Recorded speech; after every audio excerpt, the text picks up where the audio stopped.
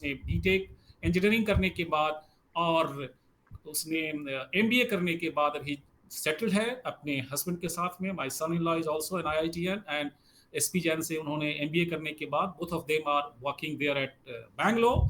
और मेरी दूसरी डॉटर है वो इंजीनियरिंग करने के बाद एमएस रमैया से वो अभी एक्सेंचर में जॉब कर रही है और अभी एमबीए की तैयारी कर रही है जीमैट और इस तरह के एग्जामिनेशन में। मेरा बेटा third year engineering Manipal institute of technology Manipal main campus में थर्ड ईयर में है, मैकेनिकल से इंजीनियरिंग कर रहा है और वो भी आगे उसी तरह से मैनेजमेंट वगैरह करने का इच्छुक है। मेरी वाइफ मिसेस सुषमा वो 2012 में जब मैंने इधर आया as a colonel Q Danapur में तो उन्होंने बिहार सरकार में एक गवर्नमेंट टीचर का जॉब उन्होंने ज्वाइन किया है जो अभी भी उसी में कार्यरत है। मैं से फिर पटना में ही अपने ही सेल्फ कंस्ट्रक्टेड हाउस में सेटल्ड हूँ और यहीं से फिलहाल अपना योगदान सामाजिक कार्यों में और उड़ान को दे रहा हूँ। तो ये है मेरा परिचय कि मैं पहले भी पटना में ही स्टूडेंट रहा, पटना में एनसीसी कैडेट रहा वही पटना ग्रुप में,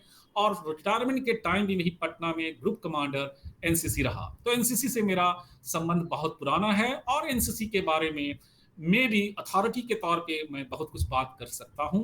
और आज जो मौका दिया गया है इससे बात करने के लिए तो आई एम ग्रेटफुल कि आज इस प्लेटफॉर्म से मैं अपने बिहार के और जो भी हैं नवजुवक यूथ जो ये सुनना चाह रहे हैं एनसीसी के बारे में तो उन्हें मैं शायद कुछ मैसेज एनसीसी के बारे में दे सकूं। थैंक यू एंड जय Hind. Thank you doctor brigadier Parveen, बहुत अच्छा लगा सुन करके। आपका प्रोफाइल तो बहुत तगड़ा है। Kind of you, thank you. Tiwari ji introduce कर लीजिए अपने आप को ब्रीफली।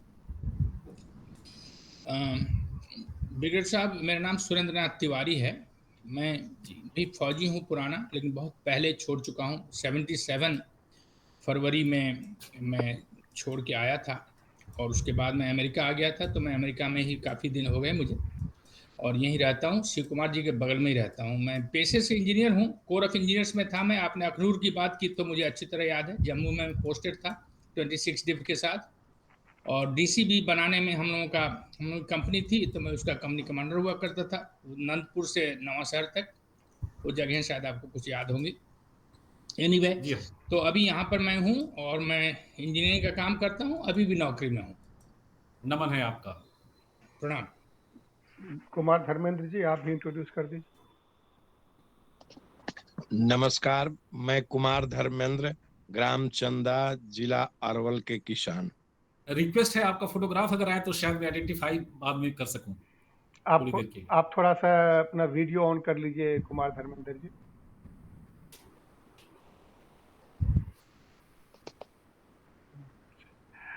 अब जिया बेटी आप केवल अपना क्लास कहाँ हो ये बता दो।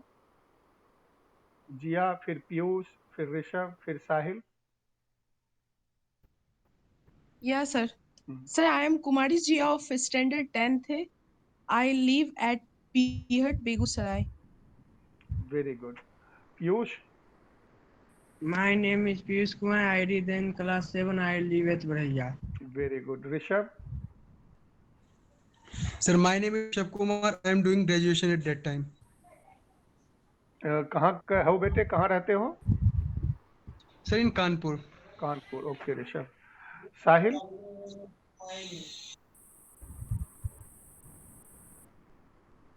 साहिल का फोन गड़बड़ हो गया। एनीवे, अब आप शुरू कीजिए ब्रिगेडियर साहब, मैं म्यूट हो जाता हूँ। जी अच्छा, ठीक है। कैसे आप स्क्रीन शेयर कर सकते हैं, कोई दिक्कत नहीं है। प्रवीण जी आप स्क्रीन शेयर कर सकते हैं, स्क्रीन शेयर कर लीजिएगा तो लोग देख सकते हैं। जी मैं वही कोशिश कर रहा हूँ। जी जी जी।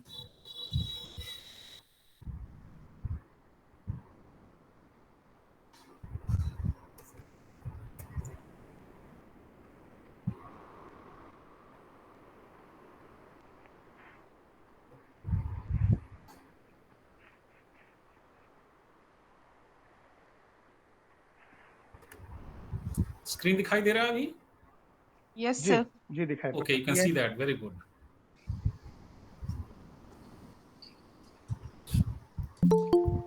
अभी भी दिख रहा है? Yes, sir. Okay, wonderful. Thank you. So I just put it on the on the slideshow. मैं वही यकीन करना चाह रहा था कि दिख रहा है.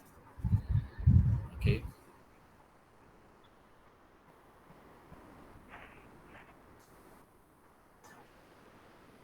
Just a minute. Fine. So अभी मैं अगले तकरीबन 1 घंटे और कुछ मिनटों तक आप लोगों से नेशनल कैडेट कोर और इसकी क्या बेनिफिट्स हैं इसके बारे में बातचीत करूंगा. सबसे पहले मैं एनसीसी के बारे में यूं तो आप ब्रॉडली हर व्यक्ति को पता है कि ये एक युवाओं की, एक यूथ की ऐसी ऑर्गेनाइजेशन है जिसमें तीनों services, that is army, navy, air force के लोग रहते हैं और बच्चे भी इन तीनों संगठनों से जुड़े होकर के अपना प्रशिक्षण लेते हैं. इसका मुख्यालय नई दिल्ली में है, डीजी एनसीसी, और ये वॉलंटियर ऑर्गेनाइजेशन है. किसी के साथ अभी इसमें ये नहीं है, अनिवार्य नहीं है, और इसमें मुख्यतः जो सेनाओं के तीनों अंगों के बारे में बताया जाता है और थोड़े हथियार जो हैं, जो विशेष प्रकार के हैं, .22 और उस तरह के हथियार, उनका किया जाता है, परेड कराया जाता है. SSCD, social service and community development, वो सब चीज़ों के बारे में भी ट्रेनिंग दी जाती है. जैसा कि आप देख रहे हैं, ये हैं कुछ एक अलुमनाई जो हमारे विभिन्न क्षेत्र में इन्होंने अच्छे काम किए हैं और ये एनसीसी से जुड़े रहे हैं. ना सिर्फ ये, बल्कि ऐसे बहुत सारे, लेकिन समय और स्लाइड की कमी के कारण मैंने कुछ ही लोगों का नाम यहाँ पे और फोटोग्राफ दिखाया है. मेरे आज इस लेक्चर के दौरान मैं कवर करूंगा हिस्ट्री और एनसीसी का रेजिंग, उसके बाद एनसीसी का aims and objective, then organisational structure, उसके बाद ट्रेनिंग करिकुलम एंड जो एक्टिविटीज होते हैं ट्रेनिंग के तहत, बेनिफिट्स ऑफ एनसीसी जो कि आज का मुख्य मुद्दा है हमारे इस टॉक का, एंड दूसरे वेरियस एक्टिविटीज इन एनसीसी. तो सबसे पहले इसका हिस्ट्री एंड रेजिंग. तो पहले ये यूनिवर्सिटी कोर, मैंने अंडरलाइन कर रखा है मुख्य बातें. यूनिवर्सिटी कोर के तौर पे इसका जन्म हुआ था. बाद में यूनिवर्सिटी ट्रेनिंग कोर, यूटीसी के नाम पर इसको बदल दिया गया. फिर 1942 में यूनिवर्सिटी ऑफिसर्स ट्रेनिंग कोर के रूप में नामकरण हुआ. एंड जो मौजूदा नेशनल कैडेट कोर है उसका उद्भव 16 जुलाई 1948 को रक्षा मंत्रालय के अधीन जो एक एनसीसी एक्ट है उसके तहत इसका प्रादुर्भाव हुआ. उसके बाद 1949 में यहाँ में गर्ल्स डिवीजन भी, गर्ल्स को भी इसमें लाया गया, और 1950 में एयर विंग और 1952 में नेवल विंग को जोड़ा गया.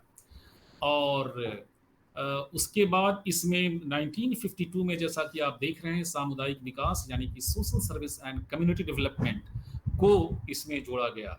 उस दिनों के लिए 1963 में इसे अनिवार्य अवश्य किया गया था, किंतु बाद में फीडबैक के बाद जो सुझाव मिला उसके मुताबिक इसे वापस स्वैच्छिक यानी कि वॉलंटियर्स बना दिया गया.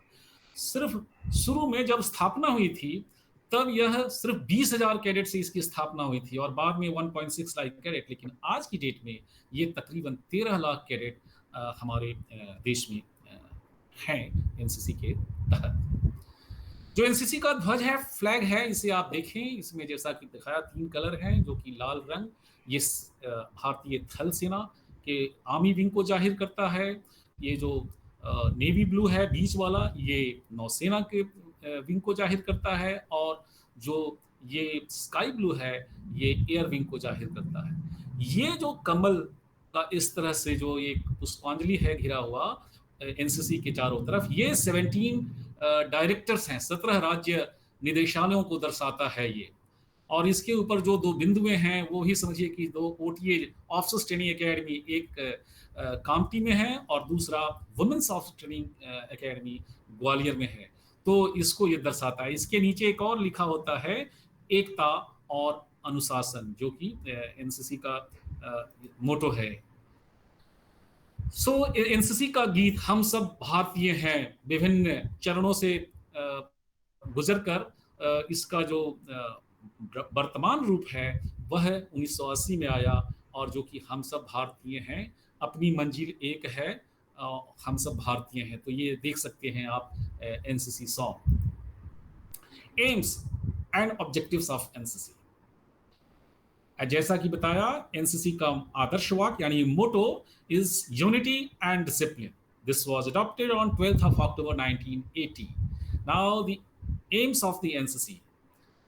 The aims of the NCC are on 3 planes. It is to develop the qualities of character, courage, comradeship, discipline, leadership, secular outlook, spirit of adventure, sportsmanship, and selfless service to the nation amongst the youth of the country.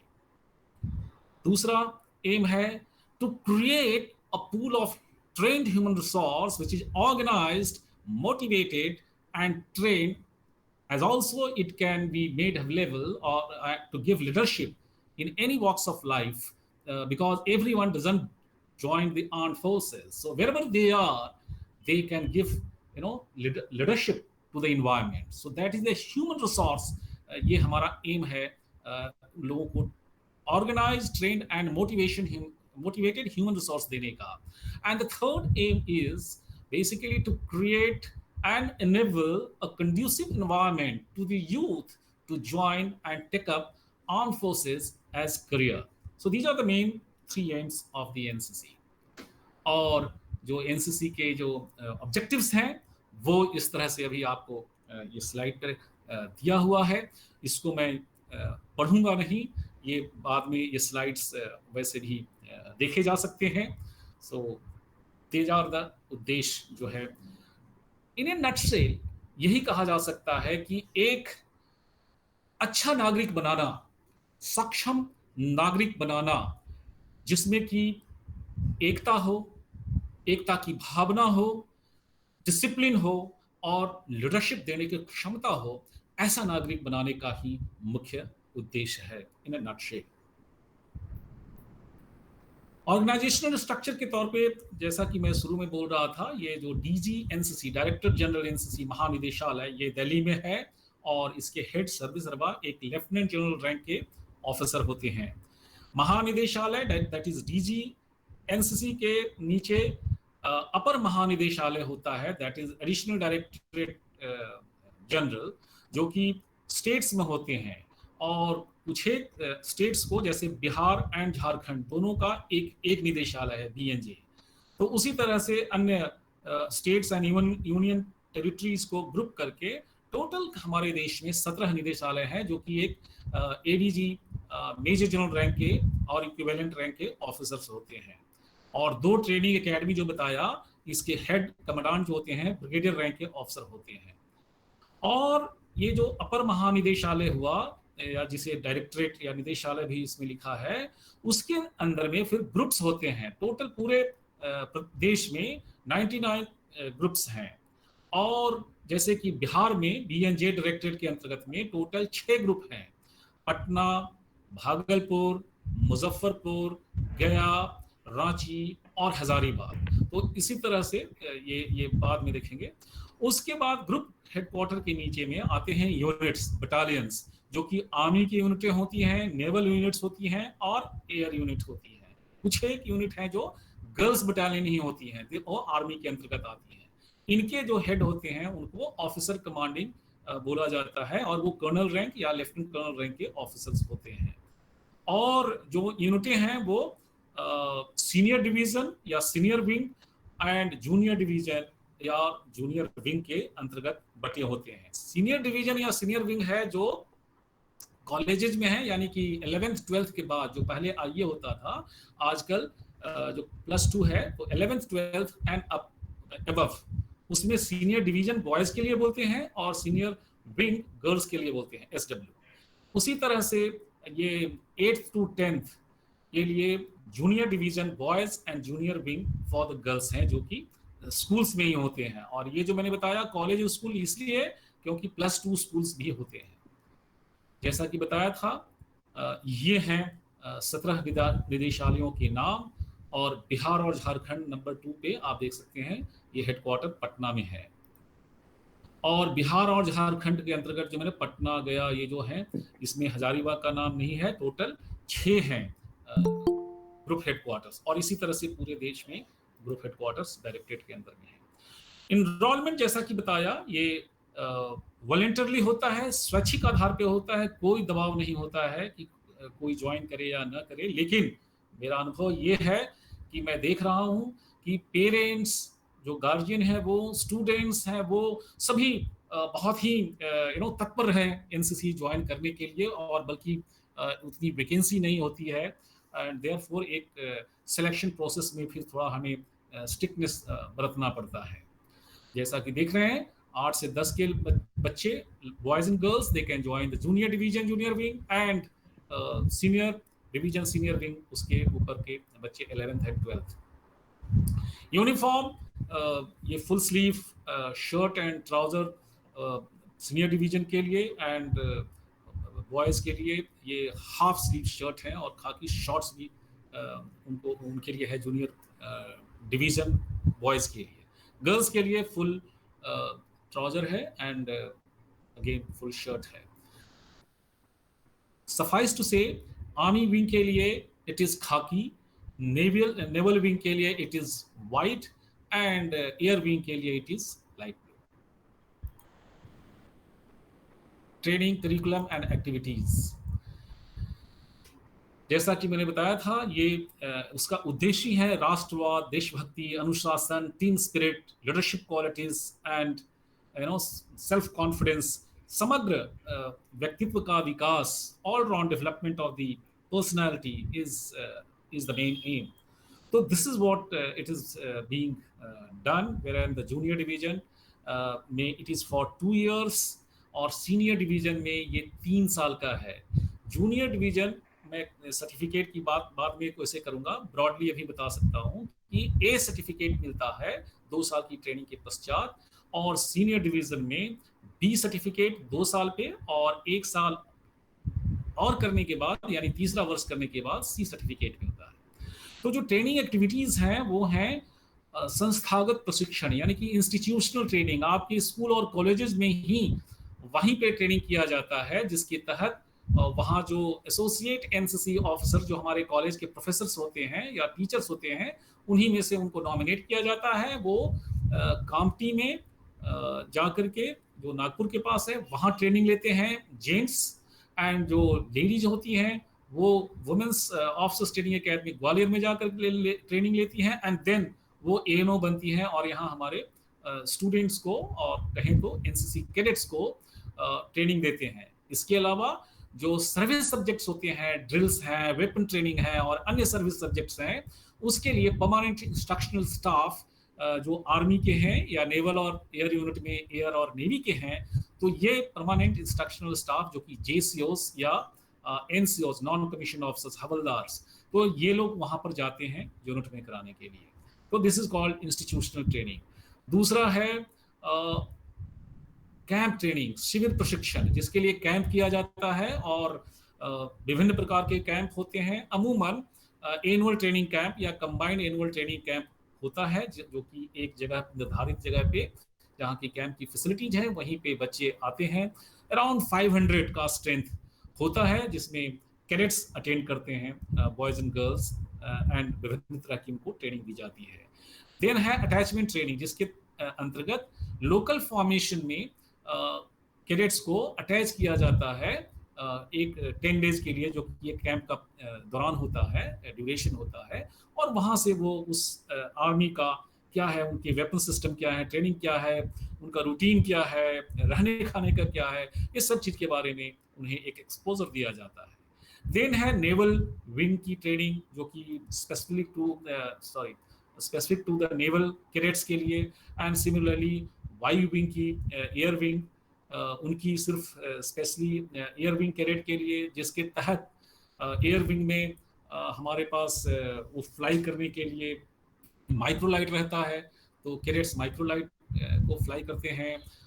Shooting भी उनको, जो double barrel से skit shooting का उनको training दिया जाता है, और अन्य तरह के एयर की गतिविधियों से ट्रेनिंग दी जाती है। नेवल विंग में उसी तरह से उन्हें न सिर्फ स्विमिंग, बल्कि उसके अलावे भी बहुत तरह के नेवल एसेट्स को सेलिंग का सेलिंग एक्सपेडिशन किया जाता है, तो इसकी भी ट्रेनिंग दी जाती है। और होता है ट्रेनिंग के तहत यूथ एक्सचेंज प्रोग्राम, युवा आदान प्रदान कार्यक्रम, जिसके तहत सिलेक्टेड कैडेट्स जो हर क्षेत्र में अच्छा करते हैं तो उनका सिलेक्शन होता है और इंटरव्यू होती है, और वो दूसरे मित्र राष्ट्र में ये कैडेट ट्रेनिंग के लिए आदान प्रदान के तहत वहाँ की एक्सपोजर के लिए जाते हैं और मित्र राष्ट्र के कैडेट्स इंडिया में आते हैं। इसके अलावा स्पोर्ट्स एंड एडवेंचर ट्रेनिंग भी एनसीसी में दी जाती है, जैसे कि अन्य स्पोर्ट्स के अलावा आप कह सकते हैं horse riding and polos and all भी हमारे कैडेट्स जहाँ जहाँ ये फैसिलिटीज हैं वहाँ करते हैं। तो ये जो संस्थागत ट्रेनिंग, इंस्टीट्यूशनल ट्रेनिंग, मैंने आपको ऑलरेडी बताया कि कैसे वहाँ पर हमारे एएनओस करवाते हैं और हमारे सशस्त्र बलों के जो कार्मिक हैं जिन्हें परमानेंट इंस्ट्रक्शनल स्टाफ है वो करवाते हैं। शिविर प्रशिक्षण, जैसा कि बताया कि वो एक कैंप के द्वारा किया जाता है। कैंप के दौरान मैंने बताया था अमूमन एनुअल ट्रेनिंग कैंप या कंबाइंड एनुअल ट्रेनिंग कैंप के तौर पे किया जाता है। दूसरा ट्रेनिंग का है जो कि एटीसी या सीएटीसी के तहत ही होता है, लेकिन ये एक भारत श्रेष्ठ भारत EBSB इसको बोलते हैं, वो कैंप होता है जिसके तहत दूसरे प्रदेश स्टेट के बच्चे एक अन्य पेयर वाले स्टेट में जाते हैं और वहाँ पे उनका कंबाइंड एनुअल ट्रेनिंग कैंप किया जाता है, जिसके तहत दोनों स्टेट्स के कैडेट्स एक दूसरे का हिस्टोरिकल आस्पेक्ट्स, कल्चरल आस्पेक्ट उनका, और वेशभूषा, खान पान, वहाँ की और क्या खसूसियत है, वहाँ के लोकल आर्टिफैक्ट्स क्या हैं, बोलचाल क्या है, लैंग्वेज क्या है, उसको भी सीखते हैं और एक दूसरे से बातचीत करते हैं उस पर बाद में कि क्या सीखा, अपनी लैंग्वेज का क्या है, भोजपुरी सीखा, हमारे कैडेट जाते हैं तो तमिल सीखते हैं, लाइकवाइज। तो ये एक भारत श्रेष्ठ भारत के तहत एक तरह से कहिए स्टेट लेवल पे एक्सचेंज प्रोग्राम होता है। Then centrally organise camps, COCs, ये हैं लीडरशिप कैंप्स, वायु सैनिक camp, that is all India वायु सैनिक camp, AIVSC, AINSC, all India नौसैनिक camp, there is rock climbing, there is NIC, national integration camps, which is now termed as Ek Bharat श्रेष्ठ Bharat camp. There is थल सैनिक, that is TSC, जैसे कि मैंने बताया VSC, NSC, वैसे ही TSC होती है। देन रिपब्लिक डे परेड के लिए दिल्ली में होता है और उसकी बहुत तैयारी की जाती है। अनुलग्नक प्रशिक्षण, जो कि अटैचमेंट ट्रेनिंग मैंने बताया, लोकल फॉर्मेशन में हमारे कैडेट होते हैं। नौसेना की गतिविधियां हैं, नौसेना की ट्रेनिंग के लिए वायु विंग की गतिविधियां हैं। YP मैंने बताया, ये हमारे मित्र राष्ट्र हैं, Bangladesh, Bhutan, Maldives, Nepal, Singapore, Sri Lanka, Vietnam, Kazakhstan, Turkmenistan and Russia. तो इनसे हमारे युवाओं का एक तरह से आदान प्रदान होता है।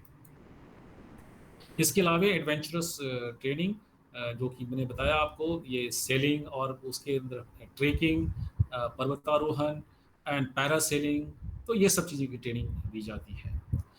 प्रशिक्षण स्टाफ में जैसा कि बताया, आर्मी, नेवी, एयरफोर्स के इनके JCOs एंड NCOs होते हैं। Then full time lady officer, ये NCC के कैडर ही, इनकी बहाली ही होती है सिर्फ NCC के लिए लेडीज ऑफिसर्स की। एसोसिएट NCC ऑफिसर मैंने बताया, जो NCC जहाँ जहाँ इंस्टीट्यूशंस में है, स्कूल में या कॉलेजेस में, तो वहाँ पे एक टीचर को या प्रोफेसर को नॉमिनेट किया जाता है, जो कि कामटी या ग्वालियर में जाके ट्रेनिंग के पश्चात वो ANO बनते हैं, और ताकि वो वहाँ पे उनकी ट्रेनिंग दी जाती है कि कैसे NCC के सिलेबस को कैसे कवर करना है और कैसे पढ़ाना है। Then is girls cadet instructor, ये लोकल लेवल पे हर ग्रुप में ये रहते हैं, ताकि गर्ल्स के लिए during the camp they can be also of assistance. Sorry. Then PI staff, that is permanent instructional staff. Apart from that, तीनों सेनाओं के जो अधिकारी हैं, जो ऑफिसर्स हैं, जैसे कि ग्रुप कमांडर, एक ब्रिगेडियर, देन उसके अंदर में ग्रुप हेडक्वार्टर में एक डिप्टी ग्रुप कमांडर होते हैं, कर्नल रैंक ऑफिसर, एक ट्रेनिंग ऑफिसर होते हैं जो कि मेजर या लेफ्टिनेंट कर्नल रैंक के ऑफिसर होते हैं। ग्रुप हेडक्वार्टर में यूनिटों में कमांडिंग ऑफिसर होते हैं, वो कर्नल रैंक के ऑफिसर होते हैं या लेफ्टिनेंट कर्नल रैंक के ऑफिसर होते हैं। देन एक एडम ऑफिसर होते हैं, वो भी लेफ्टिनेंट कर्नल रैंक के ऑफिसर होते हैं, और उनके नीचे में फिर subedar major and subedars and havildars they are there. Sorry, एक और सिविलियन स्टाफ भी, एंड वो जैसे होते हैं ट्रेनिंग के लिए, जैसे शिप मॉडलिंग के लिए SMI शिप मॉडल इंस्ट्रक्टर होते हैं, एयर मॉडलिंग के लिए एयर मॉडल इंस्ट्रक्टर होते हैं। देन ये सब्जेक्ट्स हैं कुछ जो कि वहाँ NCC के पूरे करिकुलम में पढ़ाए जाते हैं, जैसे कि national cadet corps, NCC in general, उससे परिचय और ये सब दिया हुआ है यहाँ पे। इंडियन आर्म्ड फोर्सेस, तो इंडियन आर्म्ड फोर्सेस के बारे में और क्या सब चीज़ें हैं, क्या है, कैसे ऑर्गेनाइज है, तो उसके बारे में दिया जाता है। देन जैसे भारत पाकिस्तान के बीच युद्धों का इतिहास, महान युद्ध सेना नायक, वीरता पुरस्कार, so on and so fourth, तो ये सब चीज़ों के बारे में बताया जाता है। ड्रिल और कमांड्स, तो ये तो बैकबोन ऑफ द ट्रेनिंग ये है। ये आर्मी में भी, आर्मी की ट्रेनिंग का बैकबोन यही है, चाहे वो नेशनल डिफेंस एकेडमी हो, इंडियन मिलिट्री एकेडमी हो, या नियमित रेगुलर आर्मी यूनिट और फॉर्मेशन हो। तो ड्रिल जो है वो एक बहुत ही बेसिक ट्रेनिंग है जो कि यहाँ भी कैडेट्स को दिया जाता है। देन वेपन ट्रेनिंग, मेरे इंटरेक्शन के दौरान बहुत सारे कैडेट ने ये बताया क्यों NCC ज्वाइन किया, सर यहाँ हथियार फायर करने को मिलता है। तो ये one of the lucrative and attractive training है, weapon training. Then map reading, जिसके तहत आप जमीन पे कहाँ हैं, कैसे एक जगह से दूसरी जगह जाते हैं, चीज़ें क्यों दिखाई देती हैं, बहुत सारी चीज़ें हैं इसके अंतर्गत, वो सब सिखाया जाता है। मिलिट्री इंजीनियरिंग, जो थोड़ी थोड़ी चीज़ें हैं वो भी एक्सपोजर दिया जाता है। फील्ड क्राफ्ट, कैसे आप ज़मीन का और ज़मीन पे बाकी चीज़ों का इस्तेमाल करते हुए एक युद्ध के दौरान खास करके, तो उसका भी ट्रेनिंग दिया जाता है। बैटल क्राफ्ट, युद्ध कौशल, उसके बारे में भी एक्सपोजर कैडेट्स को दिया जाता है। नेशनल यूनिटी एंड इंटीग्रेशन के बारे में बहुत ही अत्यधिक जोरदार तौर पे दिया जाता है, बिकॉज ये हमारे एक तरह से कहिए कि एकता तो हमारा और यूनिटी एंड डिसिप्लिन तो हमारा मोटो ही है NCC का। And leadership and personality development again is very important aspect of NCC training. Civil defence and disaster management, इसका भी एक्सपोजर दिया जाता है कैडेट्स को। एंड मैं बोल रहा हूँ एक्सपोजर इसलिए क्योंकि अभी हमारे कैडेट्स उतने ट्रेंड होते नहीं हैं कि उनको हम डिजास्टर मैनेजमेंट में एक्चुअली तैनात कर सके, बट हाँ उसमें रिलीफ मटेरियल है या उसके बारे में जानकारी देते हैं ताकि जहाँ भी हो आज या कल को NCC के पश्चात तो अगर एक्सपोजर रहेगा तो कुछ मदद कर सकते हैं। देन इज कम्युनिकेशन, संचार, जनरली रेडियो टेलीफोनी, या आप जो जैसे सिनेमा में देखते हैं कैसे मिलिट्री वाले रेडियो सेट पे बात करते हैं, तो इसका भी एक्सपोजर दिया जाता है। Obstacle training and in adventure activities, ये इसके कार्यकलाप हैं। सोशल सर्विस, हाइजीन, सैनिटेशन, इसके तो कंपटीशन भी होते हैं बिकॉज ये एक महत्वपूर्ण प्रशिक्षण है, प्रशिक्षण का हिस्सा है हमारे NCC ट्रेनिंग का। ह्यूमन बॉडी, वो इसलिए कि आपको फर्स्ट एड देते समय अगर आपको ह्यूमन बॉडी के बारे में पता है तो you can administer the first aid better. And फिर फर्स्ट एड पर से फर्स्ट एड की भी जानकारी दी जाती है कैडेट्स को। Physical training, self defence, yoga, then environmental awareness and its conservation, history, religion, culture of India, इनके बारे में, पर्सनालिटीज़ के बारे में, उसके ऊपर लेक्चर, उसके ऊपर कैंप्स के दौरान डिबेट्स और बहुत क्विज, ये सब के मायने से और इनके द्वारा ट्रेनिंग दी जाती है। Pride of India itself is a topic, and the general knowledge, because general awareness you have to be at the regional level, then at the national level and the international level। और ये जो best cadet या YP के लिए जो selection होता है उसमें इन चीज़ों का खास करके ज़्यादा जोर दिया जाता है सिलेक्शन के दौरान। ये है कुछ एक सर्टिफिकेट, जैसा कि मैंने आपको बताया, जूनियर डिवीजन की प्रशिक्षण जो होता है स्कूल्स में क्लास 8, 9, 10, तो वो 2 साल की ट्रेनिंग में A सर्टिफिकेट मिलता है। तो उसके लिए कुछ एक पात्रता है कि आप ट्रेनिंग के दौरान आपको 2 साल का ट्रेनिंग पूरा होना चाहिए और ये जूनियर डिवीजन के लिए है। कम से कम 75% आपकी उपस्थिति होनी चाहिए और कम से कम एक एनुअल ट्रेनिंग कैंप में हिस्सा लिया हुआ होना चाहिए। और किसी कारणवश हेल्थ के कारण कोई और नेचुरल कैलामिटीज हो गई हो जिसके कारण, या कहीं एक जगह से दूसरी जगह ट्रांसफर हो गया तो उसके कारण आपकी ट्रेनिंग और एग्जामिनेशन के बीच में 12 महीने से ज़्यादा गैप नहीं होनी चाहिए। ऐसा होने के फिर उसकी अलग प्रक्रिया है, ताकि वो प्रक्रिया से गुजरने के बाद, यानी कि 2 या 3 हफ्ते का ट्रेनिंग के बाद फिर आप एग्ज़ाम दे सकते हैं। तो ये कुछ एक पात्रता की शर्तें हैं ए सर्टिफिकेट के लिए। उसी तरह से सीनियर डिवीजन या सीनियर विंग में बॉयज़ एंड गर्ल्स के लिए फर्स्ट 2 इयर्स की ट्रेनिंग के करने के पश्चात आप बी सर्टिफिकेट के एग्जामिनेशन में बैठने के लिए शर्त अगर पूरा करेंगे, ये जो दिए हुए शर्त हैं जो उसी तरह से हैं कि आपको 2 साल का ट्रेनिंग किया हुआ हो, 75% आपकी अटेंडेंस होनी चाहिए और एक कम से कम एनुअल ट्रेनिंग कैंप आपने सीनियर डिवीजन में, अगर आप जूनियर डिवीजन के कैडेट नहीं रहे हैं तो कोई दिक्कत नहीं है, आप सीधा बी सर्टिफिकेट के लिए डायरेक्टली 11th-12th में हिस्सा ले सकते हैं। अगर आप ए सर्टिफिकेट कोई स्कूल में, बहुत सारे स्कूलों में नहीं होता है, उसके कॉलेज में होता है, या किसी कारणवश वो दूर दराज था, उसको पता नहीं था एनसीसी का, तो उसने ए सर्टिफिकेट नहीं लिया, तो वो डायरेक्टली बी सर्टिफिकेट के लिए आ सकता है। बी सर्टिफिकेट के लिए सीनियर डिवीजन में एडमिशन ले सकता है और 2 वर्षों के प्रशिक्षण के पश्चात ये जो 4 शर्तें हैं, इन शर्तों को पूरा करने के पश्चात वो बी सर्टिफिकेट एग्जाम में बैठ सकता है और पास हो सकता है। और तीसरा है सी सर्टिफिकेट, जो कि सीनियर डिवीजन या सीनियर विंग में बॉयज एंड गर्ल्स 2 साल की ट्रेनिंग में बी सर्टिफिकेट के बाद 1 साल का और ट्रेनिंग होता है जो सी सर्टिफिकेट का है। इसकी पात्रता की शर्तें हैं कि उसके पास बी सर्टिफिकेट होना चाहिए। वो बी की तरह नहीं है कि ए होना चाहिए, नो, ए के बिना भी बी हो सकता है सीधा, लेकिन सी के लिए आपके पास बी सर्टिफिकेट होना चाहिए और वो तीसरा साल जो 1 साल का ट्रेनिंग बी सर्टिफिकेट के बाद है वो पूरा किया हुआ होना चाहिए और उसका 75% अटेंडेंस कम से कम तीसरे साल की ट्रेनिंग में होनी चाहिए और वो तीसरे साल में कम से कम एक और कैंप जरूर अटेंड किया होना चाहिए। और क्योंकि एक उसने बी के दौरान किया था तो इसलिए ये वाला लगा करके टोटल 2 उसके पास होने चाहिए सीनियर डिवीजन में। और उसके लिए है कि वो गैप परीक्षा के समय उसके ट्रेनिंग से गैप में 18 महीने से ज़्यादा नहीं होना चाहिए। तो उसके लिए पास करने के लिए है कि हर पेपर में उसको 45% मार्क्स लाने होंगे और ओवरऑल टोटल जो होगा वो 50% होने चाहिए सी सर्टिफिकेट के लिए।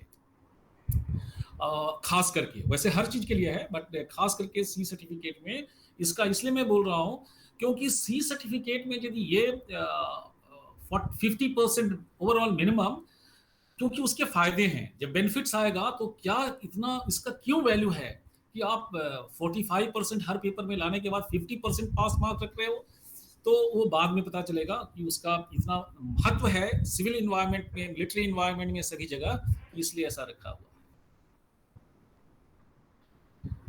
अभी मैं आता हूं मुद्दे की बात जिसके लिए हम लोग एकत्रित हुए हैं इस वेबिनार के through, benefit of NCC.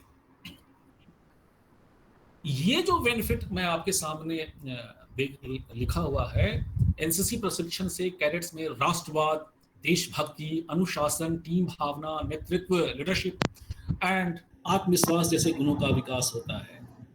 Now ये हमने देखा हुआ है, मैं बता रहा हूँ एज ए कैडेट, मैं विलेज स्कूल से निकल करके आया था जहानाबाद का, और यहाँ पे एनसीसी ने ही मेरे पर्सनालिटी को ऐसा तराशा कि जो सर्विस सिलेक्शन बोर्ड एसएसबी जो है आर्मी का, उसमें मैं क्वालिफाई कर सका purely because of the NCC. ये जो हमारे आर्मी ऑफिसर्स हैं वो ज़्यादा इस चीज़ को समझेंगे कि यदि आप मिलिट्री स्कूल में नहीं रहे हैं, आप सैनिक स्कूल में नहीं पढ़े हैं और कोई आपको एक्सपोजर नहीं है, आप विलेज के स्कूल से पढ़ करके आए हो, तो एसएसबी क्वालिफाई करने के लिए एनसीसी बहुत ही निहायत ही जरूरी है, मैं ये दावे के साथ कह सकता हूँ और मेरा ये एक्सपीरियंस रहा है। और एनसीसी आपको इस काबिल बनाता है। जीता जागता उदाहरण मैं हूँ आपके सामने कि कैसे एक रॉ मटेरियल को एनसीसी ने एक तराश करके एक अच्छा कैंडिडेट आर्मी के लिए खड़ा किया था और क्वालिफाई किया था। देन एनसीसी अपने प्रशिक्षण और सख्त कार्यक्रम के माध्यम से कैडेट के चरित्र और उसके जो सोचने का जो दृष्टिकोण है, एटीट्यूड है, approach to problem, approach to life, तो वो है, उसको बदली करता है। अगेन ये मेरा खुद का अनुभव है और मैं अपने कैडेट्स को देखता हूँ कि जब वो कैसे आरडीसी के लिए गया, रिपब्लिक डे परेड दिल्ली में, और जब वहां से आया तो क्या तराशा हुआ, क्योंकि प्रशिक्षण की एक गहन प्रक्रिया के थ्रू गुजर करके जाता है। सिलेक्शन की प्रक्रिया, वो ग्रुप लेवल पे, डायरेक्टरेट लेवल पे, फिर उसको ट्रेनिंग खूब दिया जाता है, और तब जाकर के वो दिल्ली में वो रिपब्लिक डे परेड में जब हिस्सा लेता है, वहां पे दूसरे प्रदेश के बच्चों के साथ जब वो कंपटीशन में आता है, उनसे मिलता जुलता है, उनसे देखता है, उनसे कुछ सीखता है, तो उसकी पर्सनालिटी 200% बढ़ करके आती है। लेकिन आरडीसी में कुछ बच्चे जाते हैं, सभी लोग नहीं जाते हैं। तो मैंने देखा है कि कैंप करने के बाद, अब सोचो आप किसी एक कॉलेज में सिर्फ इंटरेक्ट कर रहे हो, लेकिन यहाँ पर प्रदेश स्तर पे ही आप अपने ही विभिन्न यूनिवर्सिटीज के बच्चों से मिल रहे हो कैंप के दौरान। देन आप दूसरे स्टेट में जा रहे हो, वहां के बच्चों से मिल रहे हो, दूसरे यूनिवर्सिटीज के बच्चों से मिल रहे हो। ऑब्वियसली आपका एक्सपोजर बड़ा हो गया, आप दूसरे बच्चों से ग्रहण कर रहे हो कि वो उसका कल्चर क्या है, उसका बोलने का स्टाइल क्या है, क्या अच्छी चीजें हैं, ये आप सीख रहे हो। तो ये अगेन मैं अपना व्यक्तिगत अनुभव खुद महसूस करके, और आज मैं एज ए ग्रुप कमांडर बच्चों को देख करके मैं ये बोल रहा हूं, जो कि यथार्थ है, न कि कहने वाली बात है। और इसीलिए मैंने बढ़ चढ़ करके बच्चों को यहाँ पे इन एक्टिविटीज में हिस्सा लेने के लिए, जैसे कि चाहे यहाँ पे गांधी मैदान का परेड हो, चाहे यहाँ का मानव श्रृंखला हो, चाहे छठ पर्व के दौरान ट्रैफिक मैनेजमेंट या छठियों के लिए मार्गदर्शन हो, या फिर प्रकाशोत्सव हो, या गांधी मैदान में कोई बड़ा फंक्शन हो, या फिर ट्रैफिक वीक, सेफ्टी वीक हो, ट्रैफिक मैनेजमेंट हो, या बहुत तरह की रैलियां हो जो कि सामाजिक कुरीतियों के विरुद्ध में अवेयरनेस रैली हो। तो ये सब में हिस्सा लेने से हमारे कैडेट्स का एक्सपोजर, उनका पर्सनालिटी इन्हांसमेंट बहुत हुआ।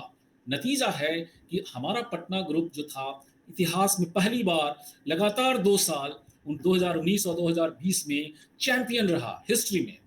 और जो हम लोग अप्रोच जो मैंने बताया आपको, जो सिलेबस बताया, तो सिलेबस और आंसरिंग टेक्निक, ये हमने बच्चों को जोड़ दिया, और उसके कारण जो परसेंटेज इनका पासिंग परसेंटेज 24% था, वो 2020 में 88% पे आ गया, purely on the merit.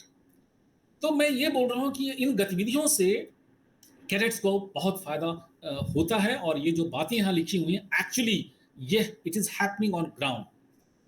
So NCC camp का आयोजन किए जाते हैं, जिससे उनमें साहसिक जीवन जीने का अनुभव प्राप्त होता है। यस, आत्मरक्षा, नगर सुरक्षा, इसका भी हमारा एक जो लक्ष्य है, जो कि बेनिफिट्स हैं, तो ये हमारे बच्चों को इंटेंजिबल्स हैं, ये आपको खुद शायद एहसास न हो, लेकिन बाहर से दिखता है। तो ये इंटेंजिबल कहिए, टेंजिबल कहिए, तो इस तरह से ये बेनिफिट्स हैं कैडेट्स को बेनिफिट्स है कि उसको फॉरेन कंट्री में जाने का मौका मिलता है वाईपी के तहत, जो मैंने आपको बताया, और राष्ट्रीय स्तर पे भी उसको एक्सपोजर होता है।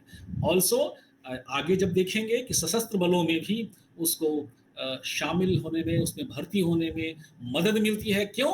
क्योंकि one of the aims of the NCC is to give them a conducive environment so to take up armed forces as career. So that's the aim of the NCC. So obviously it's being achieved and the cadets are being benefited. Now दूसरे प्रोत्साहन हैं जो कि इनके नगद पुरस्कार के अलावा, ये जो देख रहे हैं, सी सर्टिफिकेट धारकों के लिए कोई संघ लेख सेवा आयोग की लिखित परीक्षा नहीं होती है।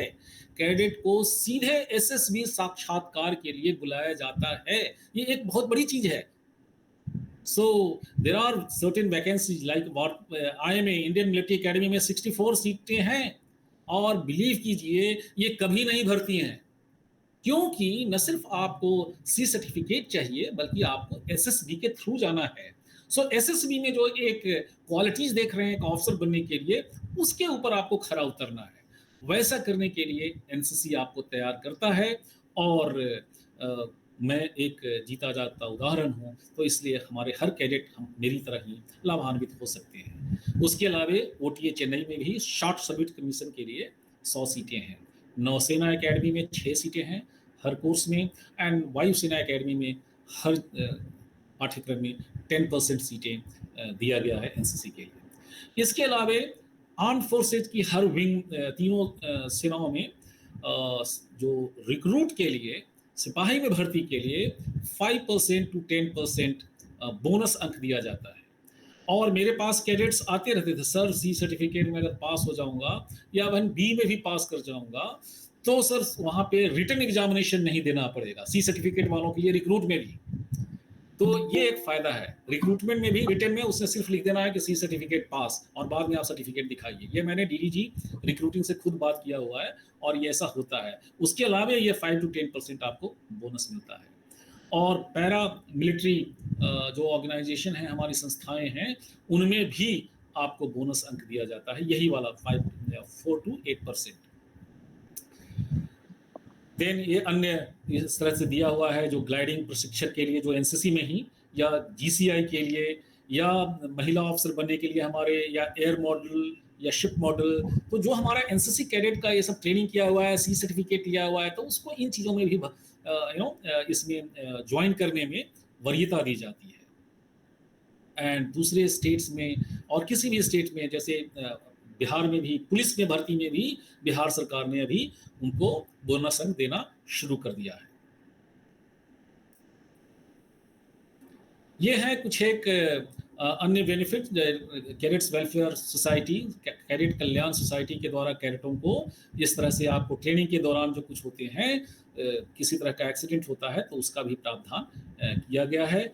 इसके अलावा ये 6000 प्रति कैडेट का नॉर्मल छात्रवृत्ति भी दिया जाता है तकरीबन 1000 कैडेट्स को। और ये न सिर्फ डीजी एनसीसी लेवल पे बल्कि हमारे ग्रुप पे लेवल पे भी सभी कैडेट्स के लिए इस तरह से प्रति वर्ष कहीं पे 4500 है, 3500 है, 1000 भी है। तो इस तरह के बहुत सारे प्रावधान दिया गया है डीजी एनसीसी के अंतर्गत, जो कि ADG and group commander cadets को मोटिवेशन के तौर पे देते हैं। रक्षा मंत्री पदक है जिसमें कि उसे 10,000 कैडेट को नगद पुरस्कार दिया जाता है। रक्षा मंत्री का प्रशंसा पत्र है जिसमें 7,500 दिया जाता है। रक्षा सचिव का प्रशंसा पत्र है जिसमें प्रशंसा पत्र के अलावा 5,000 रुपये की नकद दी जाती है। डायरेक्टर जनरल एनसीसी का भी प्रशंसा पत्र है जिसमें प्रशंसा पत्र के अलावा 1,000 का है प्रावधान। और इस तरह से बहुत सारे स्कॉलरशिप और अन्य लोकल लेवल पे कैडेट्स के लिए 1000, 2500 वेरियस डायरेक्टरेट अपना अपना पॉलिसी के अंतर्गत एडीजी उनको देते रहते हैं, जिसके लिए डीजी एनसीसी की तरफ से काफ़ी अच्छा बंदोबस्त किया गया है, प्रोविज़न किया गया है। एनसीसी आपने शुरू में देखा होगा, न्यू तो 16 जुलाई 1948 को इसकी स्थापना हुई थी, लेकिन हम लोग एनसीसी डे नवंबर का चौथा रविवार को मनाते हैं। एनसीसी, ये देखिए हर साल नवंबर के अंतिम रविवार नहीं है, चौथा रविवार को इसको मनाया जाता है। ये हैं कुछ एक बेनिफिट्स जो कि अभी NCC as general elective credit course, अब इसको न्यू एजुकेशन पॉलिसी के तहत NCC is going to be adopted. It has already been adopted. बहुत सारे यूनिवर्सिटीज के द्वारा ऑलरेडी एनसीसी एक इलेक्टिव क्रेडिट कोर्स के तौर पे अपनाया जा चुका है। और ये बिहार में भी ये ऑलरेडी बहुत ही एडवांस स्टेज में है, अपनाया जा रहा है। और ये कुछ एक लेटर हैं ऑल इंडिया ये technical council of education AICTE का ये लेटर है। पहले यूजीसी का पहला वाला लेटर था। तो ये सारे यूनिवर्सिटी में, चाहे टेक्निकल हो या अंडर ग्रेजुएट्स दूसरे यूजीसी के अंतर्गत हो, तो ये अभी कॉलेजेस में इन्हें एज ए क्रेडिट कोर्स के तौर पे, इलेक्टिव सब्जेक्ट के तौर पे अपनाया जा रहा है। तो ये भी एक क्रेडिट को फ़ायदा है। वो ये फ़ायदा है कि अभी जो आप एनसीसी में ट्रेनिंग कर रहे हो वो सिर्फ सर्टिफिकेट तक ही लिमिट नहीं रह गया, बल्कि ये आपके नॉर्मल एकेडमिक करिकुलम में एक इलेक्टिव सब्जेक्ट के तौर पे है, जिसके लिए आपको क्रेडिट पॉइंट दिए जाएंगे, और यू आर नॉट वेस्टिंग तो पहले भी नहीं था, but you are not required to do additional studies for the subject. Now NCC is already as a subject. That's the kind of a thing. So initial stage में ये उन्हीं colleges में किया जा रहा है जहां पे ऑलरेडी हमारे एएनओज हैं, सो दैट कोई अलग से ज़्यादा इंफ्रास्ट्रक्चर की जरूरत ना पड़े, अलग से प्रोफेसर का बंदोबस्त न करना पड़े, और ये जो वर्तमान ट्रेनिंग चल रहा है उसी से एएनओज जो हैं कॉलेजेस में और जो हमारे पीआई स्टाफ हैं, दोनों मिलकर के उसे उस सब्जेक्ट की पढ़ाई करवा सकें.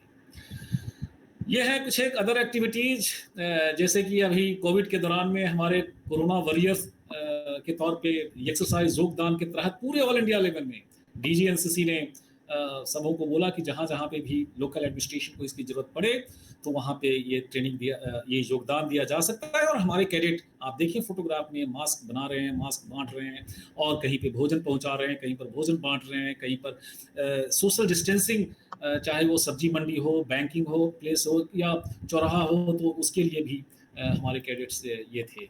ये पूरे बिहार में, मैं चूँकि यहाँ पे हम लोग बिहार में करवा रहे थे, तो ये बिहार के फोटोग्राफ्स हैं हाउ ड्यूरिंग कोविड-19 हमारे कैडेट्स एक कोरोना वॉरियर के तौर पे लगे हुए थे. कारगिल विजय दिवस जब मनाया जाता है तो कारगिल चौक बहुत जगहों पे बना हुआ है, तो हमारे कैडेट्स, ऑफिसर्स, एएनओज, पीआई स्टाफ सभी इसमें पार्टिसिपेट करते हैं. गलवान वैली का जो ये हुआ था, वो हमारे मार्टियर्स थे चाइना बॉर्डर पे, तो उसमें हम लोगों ने वहाँ पे उन्हें मिलिट्री ऑनर दिया. देन इनरोलमेंट, ये हमारे स्कूल्स और कॉलेजेस में जा करके ये सब इनरोलमेंट इस तरह से किया जाता है. वेबिनार भी हमने कारगिल विजय दिवस पे करवाते रहते हैं, और इस तरह के अन्य इम्पॉर्टेंट ओकेशन पे ट्री प्लांटेशन किया जाता है.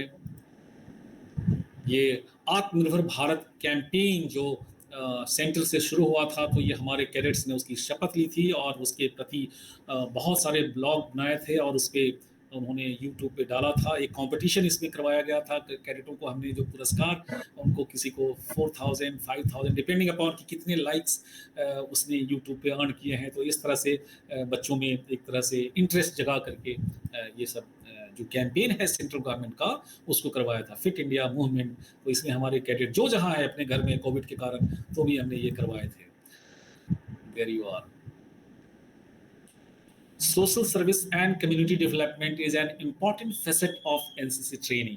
जैसा कि पहले भी मैंने बताया, इस पे काफ़ी जोर दिया जा रहा है ताकि हमारे कैडेट्स में एक तरह से सेवा भावना और it is basically to assist everyone and nation building, राष्ट्र निर्माण में एक तरह से योगदान देने की भावना उसमें जगे, तो उसके तहत ये सब करवाए जाते हैं. स्वच्छता पखवाड़ा, ब्लड डोनेशन, रोड सेफ्टी, जैसा कि मैंने शुरू में पहले भी बताया था, international day against drug abuse and illicit trafficking, mega pollution पखवाड़ा, सेलिंग ट्रेनिंग, मैंने बताया था पहले कि कैसे हमारे एनसीसी कैडेट लगे रहते हैं. Micro light training, I told you. Cycle expedition, जैसा आप देखिए, इसका 17 अक्टूबर 2019 को हमने इसका फ्लैग ऑफ किया और 14 फरवरी 2020 को इसका फ्लैगिंग किया. इतने ड्यूरेशन का, October to November to December to January to February, तो ये 3-4 महीने का हमारे 2 बॉयज एंड 2 गर्ल्स ये पूरे ऑल इंडिया में गए थे. साइकिल पे ही यहीं से मॉनिटर हम लोग करते थे, एंड इंडिपेंडेंट, कोई अलग से सपोर्ट सिस्टम उनके साथ नहीं, और 2 boys and 2 girls. There you are. It's a really tremendous adventurous campaign by the cadets. Brigadier Parveen, just a second. Yes, ये कॉल 3-4 मिनट में खत्म होगा. मैंने गूगल मीट में नया लिंक दे दिया है, प्लस आपके व्हाट्सएप में भी दे देता हूँ, फिर हम उस पर ज्वाइन कर लेंगे. ये कॉल खत्म होगा तो अभी 2 मिनट रहते हैं, फिर खत्म करेंगे. Right sir. जी। जैसा कि मैंने बताया SSB सुपर 30 ये हमने बिहार में शुरू करवाया ताकि हम अपने कैडेट्स को उसमें ट्रेन करें, और जैसा फायदा मुझे मिला था वैसे ही और कैडेट्स को। तो ये हर जगह पे, ये मैंने शुरू नहीं कराया है, मेरे पहले से ही लोगों ने शुरू करवाया था। मुझे भी मेरे एनसीसी ऑफिसर ने ट्रेनिंग दिया था इस तरह से, तो हम लोग भी उसकी लेगेसी को भी चालू किए हुए हैं। पर्सनालिटी डेवलपमेंट, ये जो एक्सपा बैंगलोर में एक ऑर्गेनाइजेशन है, तो उनको बुलाते थे और उनसे हमारे कैडेट्स को, आप देख रहे हैं ये फोटोग्राफ में, इंजीनियर नहीं सैनिक बनाता है सुपर 30। और उसी तरह से एक्सपा के ये लोग आए हुए हैं बैंगलोर से टीम, तो ये पर्सनालिटी डेवलपमेंट में हमारे बच्चों को ये करते हैं। Micro small medium enterprises MSME Bharat सरकार की एक मंत्रालय है, और उसके तहत हम लोग यहाँ भी हम अपने कैडेट्स को उसमें भी एक्सपोजर दे रहे हैं ताकि वो ट्रेनिंग एनसीसी ट्रेनिंग के बाद उनको अपना रोजगार करने में सहूलियत मिले। ये जो भी RDC जब भी जाता है बिहार झारखंड से, तो हमारे महामहिम राज्यपाल महोदय हमारे RDC कंटिजेंट को सम्मानित करते हैं। और ये देख रहे हैं आप, मुझे ये जो हमारा championship flag IGGBC inter group governor championship Patna group को दिया गया था, तो ये सब होते रहता है। इंफ्रास्ट्रक्चर डेवलपमेंट हर जगह पे हमेशा जो रहता है कैडेट के लिए, अभी एकोमोडेशन बनाया गया है कैंप के दौरान रहने के लिए। ये उनके लिए सुपर 30 प्लस कॉन्फ्रेंस हॉल है, ये लेक्चर हॉल बनाया गया है, ये मॉड्यूलर टॉयलेट्स हैं, जनरेटर सेट्स हैं, ये कैडेट के लिए कुक हाउस एक बड़ा सा अच्छा सा फ्लोरिंग करके इसको बनाया गया, रिनोवेट किया गया, ट्रेनिंग शेड ही है ये सब। ये गराज को PI इंस्ट्रक्टर को वहाँ पर रहने के लिए ताकि क्लोज मॉनिटरिंग हो कैडेट्स के लिए, हार्ड स्टैंडिंग ताकि इस पे ड्रिल वगैरह ट्रेनिंग किया जा सके। इलेक्ट्रिक का बहुत पुराने ज़माने का था वायरिंग, वो सब कुछ ठीक ठाक किया गया। सीमेंट पाथवे तो कि इस पे भी कैडेट ट्रेनिंग कर सके। बायो टॉयलेट ताकि एडिशनल टॉयलेट जब एक बार 500 कैडेट आ जाते हैं तो उसके लिए ये सब है। ऑब्स्टिकल ट्रेनिंग ये सब भी बनाया गया है। और ये देखिए NCC भवन, इसमें पानी और फ्लड आ जाता है। Excuse me, yes sir. अभी इसको डिस्कनेक्ट करते हैं, अगले उस पे ज्वाइन करते हैं, तो एक सेकंड में उस पे ज्वाइन करते हैं। Okay, right sir, thank you भैया, जय Hind sir. Let's join fast.